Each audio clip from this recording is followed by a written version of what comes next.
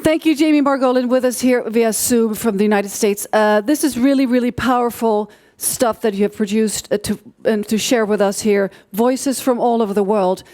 Please tell us about the global youth movement. Yes, so the climate justice movement has been alive in youth long, long before Greta's strike. And I say this not because youth have been speaking up on this issue for so long, because we have understood the threat of the crisis for a very long time. I was inspired to start the Zero Hour movement here in the United States in 2017 because of the Standing Rock movement in 2016. So for those of you in Sweden who maybe don't know what the Standing Rock movement is, a pipeline, the Dakota Access Pipeline, was going to be built on indigenous land here in the United States and potentially ruin the water source for over 7 million Americans. And it was going to illegally be built on the reservation. Now, unfortunately, it did get built, but because of the Trump administration. But there was a huge, huge movement that united all of the indigenous tribes called the No DAPL movement, No Dakota Access Pipeline movement. And that was started by young people. That was started by these indigenous youth who I've now gotten to know and work with and call friends of mine, Jacelyn Charger, Tokata Iron Eyes, Danny Grassrope, and a few others. So those youth back in 2016 have been fighting and not just advocating for climate justice, but physically putting their bodies on the line to stop pipelines. They were sprayed, maced, shot at, snipers pointed at them, literally putting their lives on the line to physically block a pipeline. So being water protectors, earth protectors, young people have been doing this for a long time, especially indigenous youth. The same is happening on Mauna Kea in Hawaii, and in many places where you go. And the youth movement has been alive through lawsuits here in the United States and in Colombia, where young people are suing our governments, demanding that they stop putting profits over our lives. In Colombia, 25, where my family's from, so I'm American, but my mom is born in Colombia, and that's a big part of my culture. In Colombia, 25 young people sued the government, saying that they had the rights to protect the Amazon, that the Amazon staying the way it was and not being deforested was a human right, because the Amazon rainforest is the lungs of the world, really. The Amazon rainforest, in Spanish we say son los pulmones de la tierra. We will lose the climate fight if we do not protect the Amazon.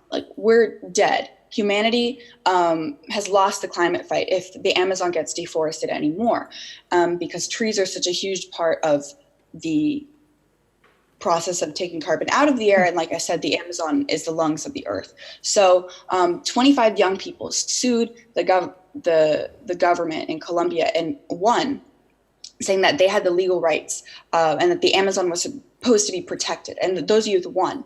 However, right now the government is not complying to the court order, and they're still deforesting, and so that's a problem because they won, but the change isn't happening. But the point is that the youth movement has been alive on the front lines and indigenous reservations, on the front lines in rainforest protection fights. And Zero Hour, the youth movement I started in 2017 with several other American young people, we organized the first ever youth climate march on July 21st of 2018 in Washington, D.C. and 25 cities around the world. And that helped spur this global movement. So the youth climate justice movement has been alive and well, and it is very diverse. And it is made up of a lot of brave youth, because my friends in Colombia are literally they're striking and their protests is a lot more dangerous than in other places in the world, because there will literally be policemen pointing guns at them, spraying them.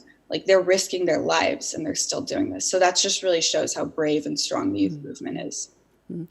Thank you, Jamie. Unfortunately, Tiana couldn't join us via Zoom. She was supposed to. But I'd like to ask you, what was it like to record this video? It's a very emotional statement that you're putting out. Yeah, it was beautiful to have young people from pretty much not every part of the world, many parts of the world come together and talk about climate justice. It was really powerful to have all of these people from many different experiences in one place talking about this shared issue. And a lot of young people who have been doing this at different levels of this fight, different age groups and different risk levels that they're taking action.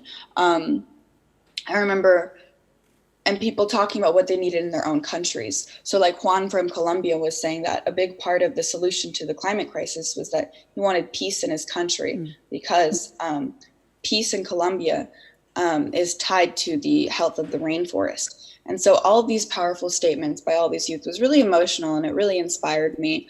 I was actually recording that video like the morning before I had to go to school. So it was like I was hiding in like this place where I always do my conference calls an hour before school. But it was a nice kickoff to the day, and it just really had me thinking of like how big this movement really is.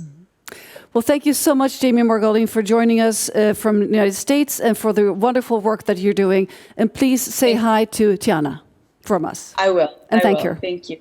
Keep up your good work. Wonderful.